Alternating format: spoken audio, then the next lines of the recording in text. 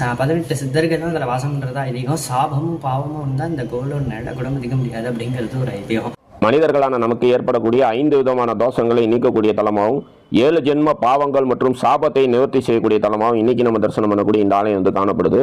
நம்ம படியேறி வரும்போது வாசல்ல என்ட்ரன்ஸ்லயே கோகிலாம்பிகா விவாகநாத சுவாமின்னு கல்யாண சுந்தரேஸ்வரன் இங்கே இருக்கார்.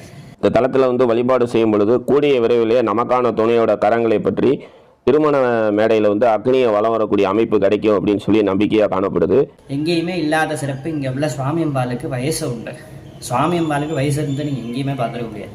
இங்கே உள்ள சுவாமியம்பாளுக்கு இங்கே வயசும் உண்டு. பார்த்தேன்னா சுவாமிக்கு 18 வயசு, அம்பாளுக்கு 9 வயசு. இங்கே 18 வயசு பாலகனா இங்கே சுவாமி இருக்கார். இங்கே பார்த்தேன்னா மகாலட்சுமிக்கு சிவன மாதிரியே 3 கண், நெற்றுக்கண் இங்கே உண்டு. சண்டிகேஸ்வரர் எழுதுகோளோட காட்சி கொடுப்பார். வேற எங்கேயும் அது மாதிரி கிடையாது. சண்டிகேஸ்வரர் எழுதுகோளோட இருப்பார். விண்ணப்பங்களை நம்ம சரிவிச்சோம் அப்படின்னா அவர் விண்ணப்பமாக எழுதி சுவாமிகிட்ட கொடுக்கறதா அவர் ஐதீகம்.